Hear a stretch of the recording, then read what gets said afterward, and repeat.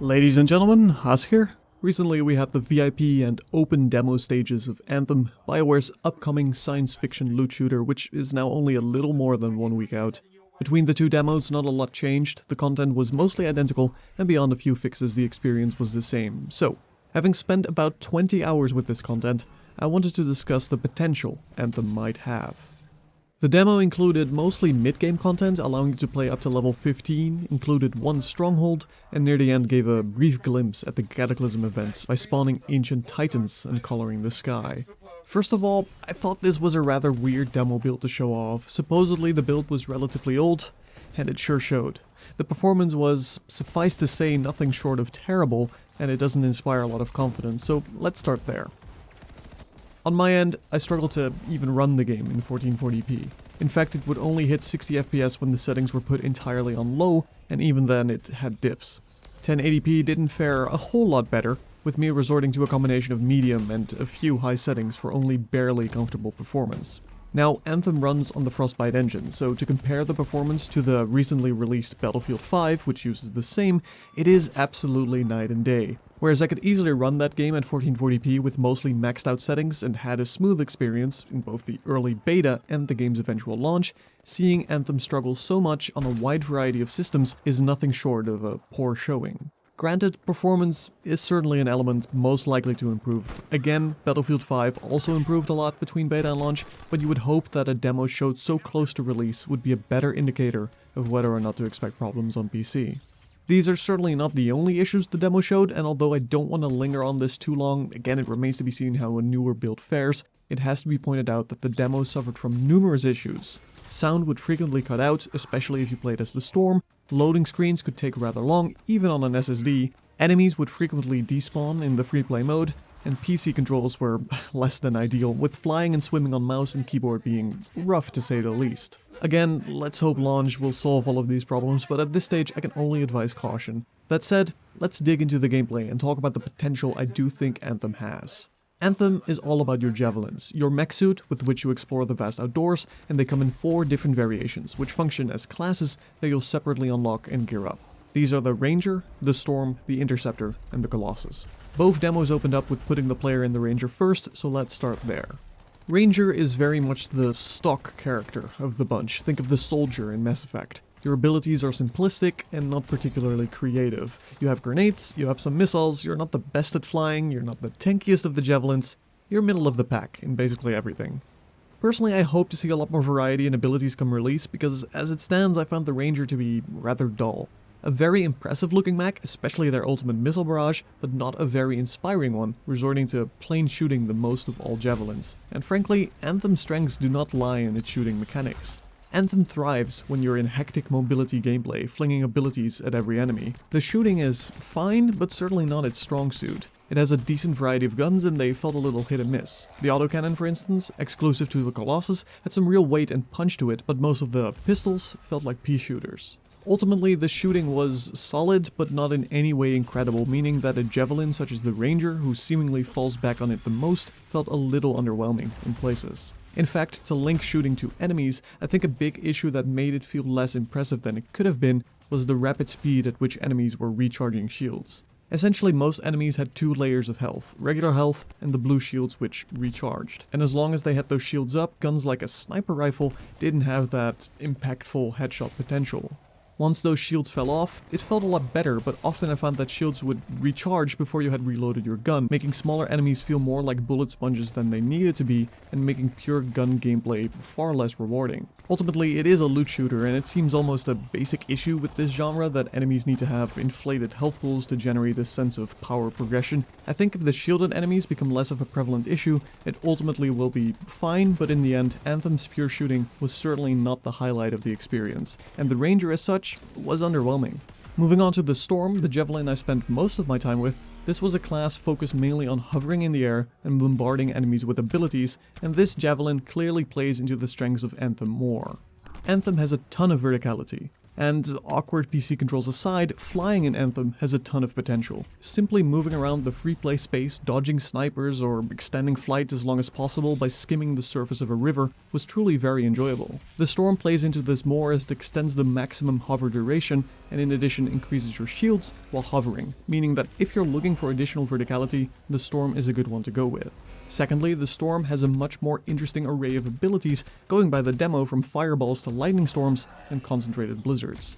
This is very much the wizard mech, a combination of the adept and engineer from BioWare's Mass Effect series. Talking about Mass Effect, Anthem uses a very similar system with a primer and detonator element, and the Storm had a lot of potential to both create combo opportunities and to execute them. For instance, you could freeze an enemy and then toss a lightning bolt in his direction for additional damage. Set a pack of enemies on fire, then have an ally melee them for a bigger explosion. The Storm's focus on hovering and abilities then simply worked a lot better for Anthem's core combat loop. Abilities felt a lot more impactful than shooting in most cases, and being able to set up and execute combos is very powerful. The Storm's ultimate played into this as well, freezing and then blowing up anything underneath you. A very competent showing and both a more unique javelin and one that plays into the game's strengths a lot more. The only issue with the Storm is an issue of enemy AI. Enemy AI in Anthem certainly doesn't seem to contain much of the intelligence part. It very much utilizes the tactic of throwing a lot at you at once rather than making very compelling enemies that flank or otherwise try to outplay you.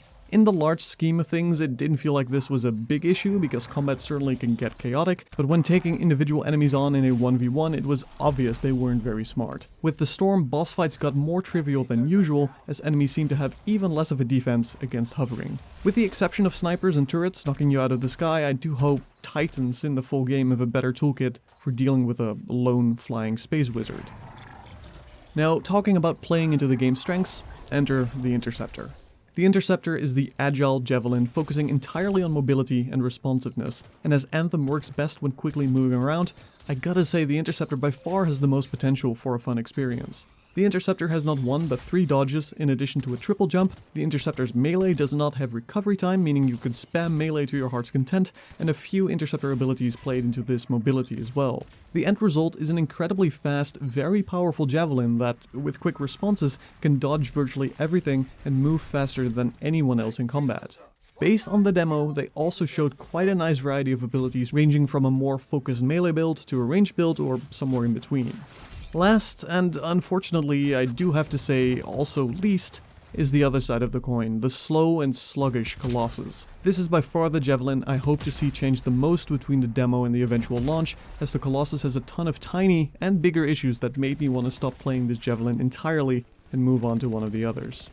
The good part about the Colossus is its theme. It's bulky, it's impactful, it's the Space Hulk Deathwing javelin of the 4 options, and by that measurement alone I can see it having a lot of potential once the numerous kinks are buffed out. Essentially, all the good elements where the Interceptor played directly into Anthem's strengths are the opposite for the Colossus. As the Colossus, you don't have a blue health bar, your recharging shield. Instead, you're given a physical shield, but the punishment does not end here. To pay for this physical shield, you also can't dodge. Again, Anthem works best in motion, and the Colossus does not do motion well. There's an awkward delay between taking out your shield and being able to block, making them feel far clunkier than they should be. Furthermore, Anthem needs to take a page out of Warhammer Vermintide's book and give the Colossus omnidirectional blocking, because as it stands, no javelin gets punished as much for a random enemy being behind you than the Colossus. For someone that is supposed to be the tankiest of the lot, the Colossus just felt like the biggest burden. Runs I did with multiple Colossi were far slower than without, and by far the Colossus had the most deaths of any other players I saw. In addition to those issues, they also get stuck in animations the longest, basically never jump in combat. They also suffer from Anthem's poor field of view the most, something they really need to add a slider in for on launch, because of course the Colossus is much bigger, meaning often you have far worse situational awareness in this class. On the bright side, their autocannon is easily one of the more fun guns to use, and when their abilities work, the mortars and the railguns, they truly pack a punch. Talking about abilities, directional ones such as the Javelin's dash or the Colossus's taunt really need to move with the mouse immediately, as aiming these feels very awkward. All in all, I do think the various javelins show a lot of promise. The fact that the Storm, Interceptor and Colossus felt incredibly distinct is fantastic.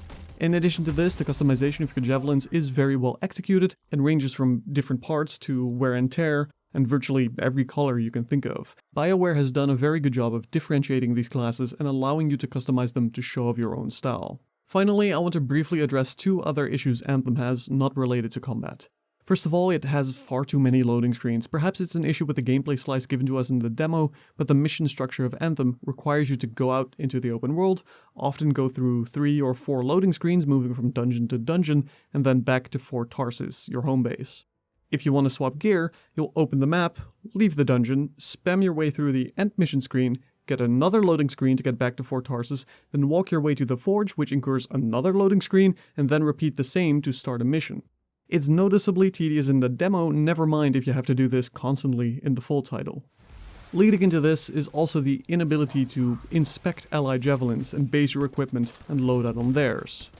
There's no text chat, which seems rather egregious. No text chat in a co-op game. Just from an accessibility standpoint, they really need to add this, as there is no voice guide system to make up for this deficit. Merely a voice chat system, which certainly does not make up for the lack of text chat if you plan on playing this solo at any given point. Not to mention, with Anthem's choice of focusing on story content, constantly using voice chat is awkward to say the least.